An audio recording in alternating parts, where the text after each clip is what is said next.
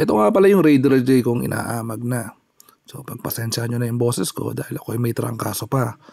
So sa nakikita nyo, ang puti-puti na niya. Kaya kung wala ka ng ibang magagawa, kundi linisin siya. So ang gabagala ko dito ay gagawin ko itong mukhang parang bago ulit. Pero kung ikaw ba naman ang gagawa nito, saan ka ba magsisimula ulit? So ito yung itsura ng ating center stand ngayon. Ayan, tad-tad siya ng kalawang. Ang gagamitin ko lang para patanggal yung kalawang ay gamit tayo ng impact drill. Yan, tapos gamit tayo ng steel brush na bala. So yun, pagpasensya na yung boses ko kasi hanggang ngayon may trangkasa pa rin ako. Pero tara, magbablog tayo. Bali itong gamit ko, impact drill na may steel brush. So ang purpose ito, tatanggalin ko yung kalawang hanggang sa maging parang bakal na lang siya. Sa totoo lang, medyo tinatamad na ako mag-DIY kasi. Kaya pinipili ko na lang yung madadaling paraan para madaling matapos yung mga trabahong gagawin. Bali, ito na yung chassis natin ng Raider J. So, fully repainted na yan. Wala na yung mga kalawang. Tapos ito naman yung center stand natin. So, ito naman yung center stand. Medyo pinapatuyo ko pa. Tuyo naman na siya. Pamplano natin for today, itong chassis, kailangan natin to mapatayo ng gusto. So, ang kailangan kong kabit muna ngayon ay siyempre yung center stand, tapos yung front shock, tsaka yung swing arm, and then para makabit natin yung mugs, tsaka yung gulong. Okay, rear shock din pala siyempre para tumayo. So, yan, let's go. So, punta tayo dito sa mahiwagang kwarto. Hanapin natin yung steering cone. Kasi yung una natin kakabit. Steering cone. Steering cone, nasaan ka na? Yeah. So yung steering cone.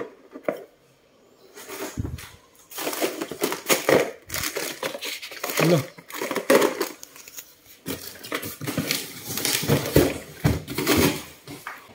Oh, wala akong steering cone.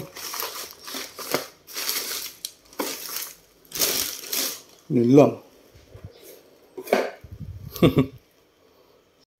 Dahil walang steering cone, yung swing arm na lang muna kabit. Yeah, alright. Go muna. You are the star for of the day. And ito. Itong monoshock. Let's go. So ito na nga pala yung center stand kong nirepaint. Akala mo naman pagkakinis-kinis, gusto ko man pagandahin pa, kaya lang may sakit ka ako, hindi ako makakilos na maayos. Pag mas mabuti yung center stand na kinakabit ko, may papapansin ka dyan, may mali dyan sa ginagawa ko. Kung alam mo, i-comment mo. Tsaka natin pag-usapan kung ano yung napapansin mo. Game. So pagpasensya mo na rin kung medyo matagal ako nag-shoot. Wala na rin practice. Kasi palagi nga akong busy at lagi may sakit.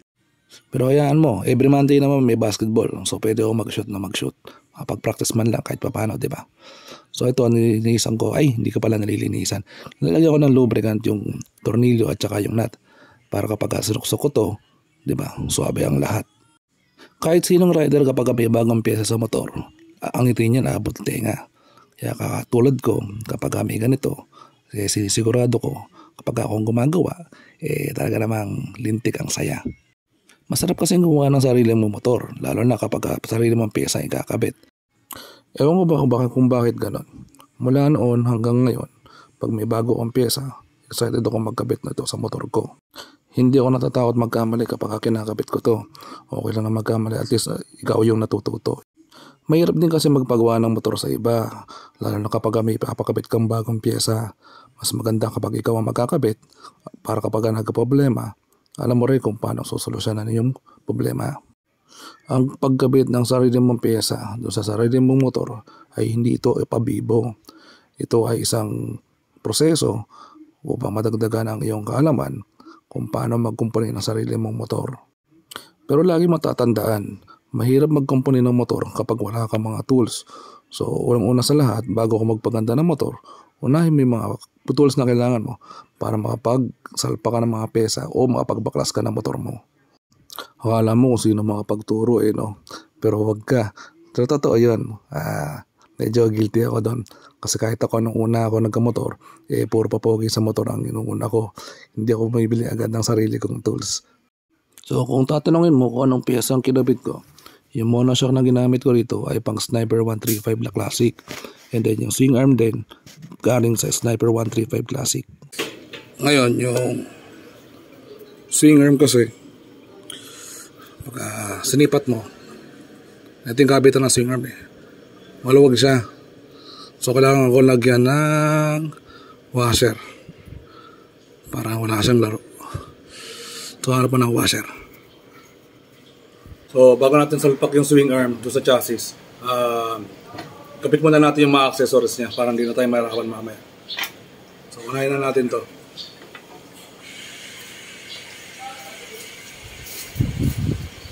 Again, pasensya na kayo sa boses ko kasi ito lang kasapawag ngayon.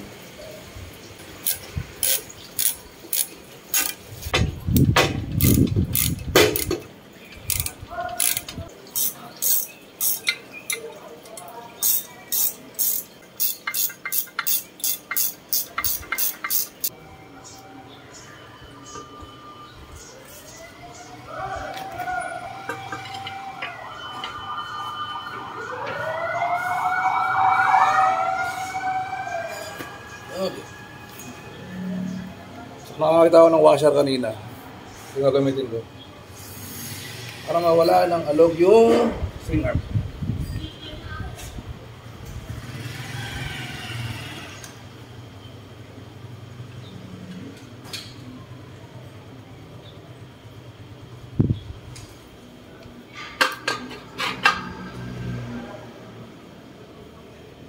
So ayan, for the meantime ganyan muna para masalpak natin dito.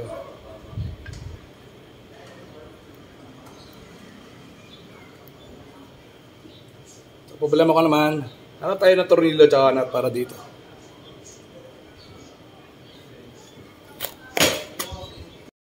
Sa puntong ito may mali na naman ako nagawa. Imaginin mo kung ano yon. Dapat kanina ko pa yun sinalpak bago ko unahin tong dalawang to. Ganyan talaga ang epekto kapag excited kang gumawa ng motor mo. Wala kang plano-plano, basta ang problema mo lang, isalpak lahat ng mga to. So, bali nagpunta nga pala ako dito sa Malabon Tires, kung saan malapit lang sa amin. Ito kasi yung pinakamalapit na gawaan ng motor na pwedeng magkabit ng gulong sa mags na dala ko. Kasi sakto na naman, meron silang machine. So, sure ka na hindi magagasgasan yung mags mo ni Manong V. Bali, kapalit pala ng tropa ko may-ari nito. Sayang nga lang, magsasarado na siya. Hindi ko alam kung paano. Pagdating naman sa tire pressure, hindi sila nanghuhula dito.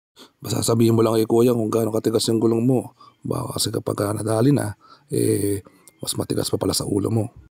Mabilis lang ginawa yung mags ko dito. Wala pa siguro 10 minuto. Kaya ito, may nakita ko rito. IRC na Exato.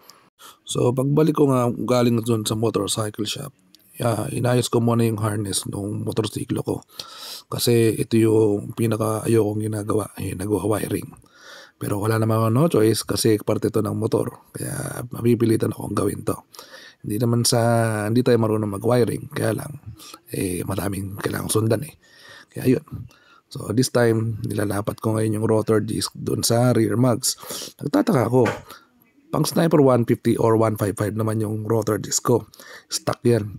Pero ayaw mag-fit doon sa mags ko. Napagtanto ko na baka sa powder coat to.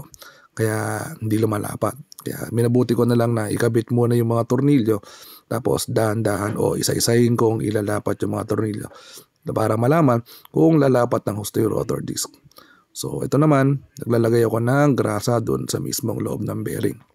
Ugali ko na to kapag bumibili ako ng bagong bearing.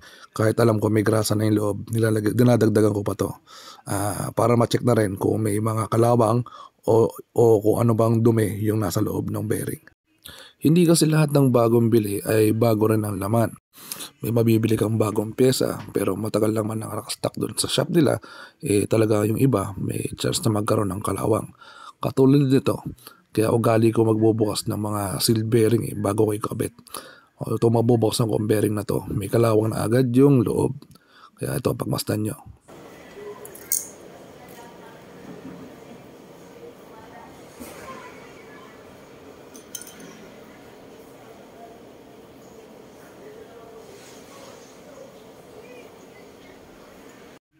O, diba? Tama ako.